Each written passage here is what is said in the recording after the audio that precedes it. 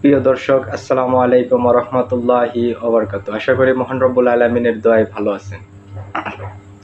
আজ আমি আপনাদের সামনে একটা সাধারণ বিষয় নিয়ে আলোচনা করব। সে বিষয়টা হলো যে মাথা ব্যথা।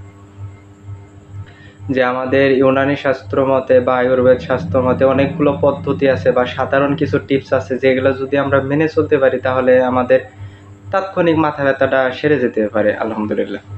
তো এখন আমি ইউনানি শাস্ত্র মতে কিছু পদ্ধতি আছে যেগুলো আমাদের হাকিম ইবনে সিনা রাহমাতুল্লাহি আলাইহি বর্ণনা করেছেন তার কানুন ফি তিব্বত কিতাবের ভিতরে। তা আজ আমি আপনাদের কাছে আসলে কানুন ফি তিব্বত কিতাব থেকে কিছু টিপস শেয়ার করব।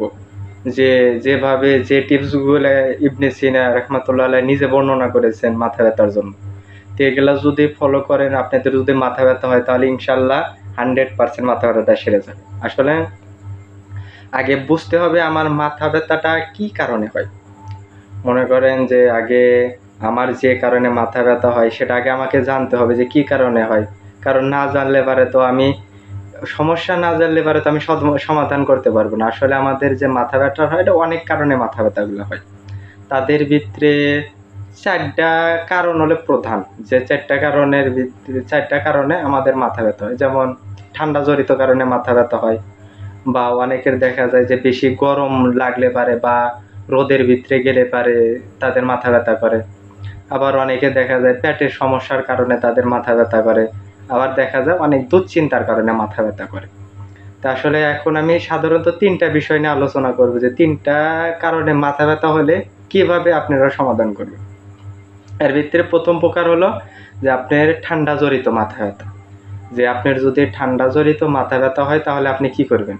মনে করেন আপনার যদি ঠান্ডা জড়িত মাথা ব্যথা হয় যে নাক দিয়ে পানি পড়ে বা নাক বন্ধ হয়ে থাকে, হাঁচি আসে, তখন দেখা যায় সাধারণ কারণে এমনিতে অনেক সময় মাথা ব্যথা করে।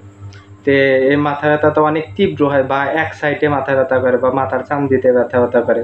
যখন আপনাদের ঠান্ডা জড়িত মাথা ব্যথা হবে এমতো অবস্থায় আপনারা কি করবেন? আপনারা কিছু সাধারণ ঘরোয়া পদ্ধতি যা আমরা খাবারের রান্নায় ব্যবহার করি খাবারে। যেমন আপনি একটুখানি লবঙ্গ নিবেন। একটুখানি লবঙ্গ, একটুখানি দারচিনি আর ১ চিমটি জাফরান। এটা কি করবেন? পিষবেন। এটা পাটায় পিষে হালকা একটু গরম করবেন।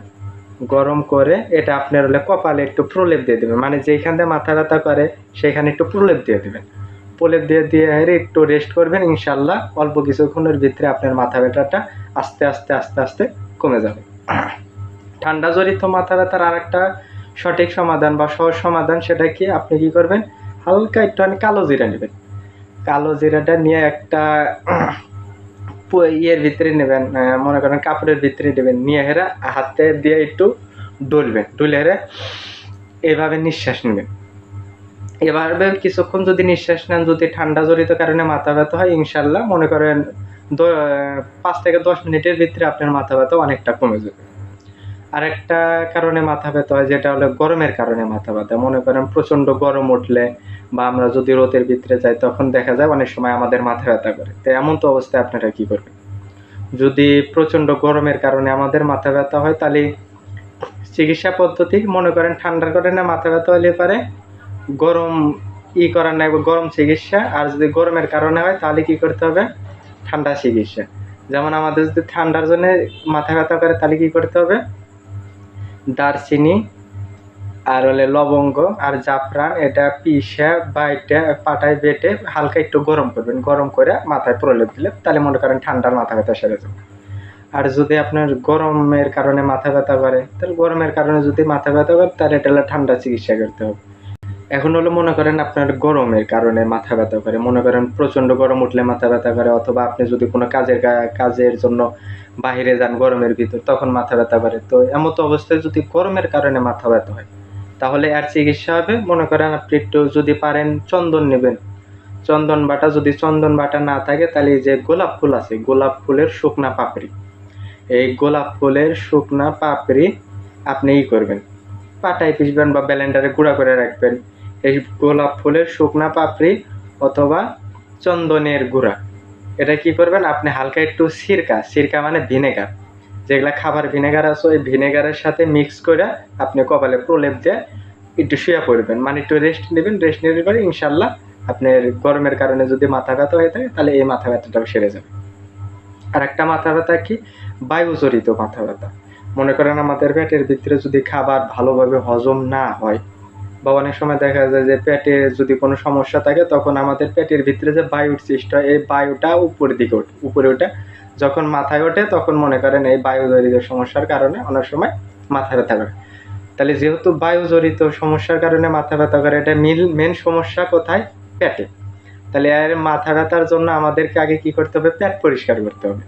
পেট পরিষ্কার অনেকগুলা পদ্ধতি আছে, যেমন আপনি হরিতকি আছে, আমলকি আছে, বহেরা আছে, এগুলো চূর্ণ যদি আপনি নিয়মিত সকালে খান তাহলে মনে করেন আপনার পেট পরিষ্কার থাকবে, তখন পেটে যে বায়ুজনিত মাথা ব্যথা আছে এটা আর কখনো হবে না। আর তাৎক্ষণিক যদি হয় তাহলে আপনারা একটা কাজ করতে পারেন, তাৎক্ষণিক যদি বায়ুজনিত মাথা ব্যথা হয় তাহলে আপনাদের যদি বায়ুজনিত মাথা ব্যথা হয়, যে বায়ুজনিত যদি মাথা ব্যথা হয় তাহলে একটা কাজ করবেন যে আপনি 1 চামচ আদার রস নেবেন।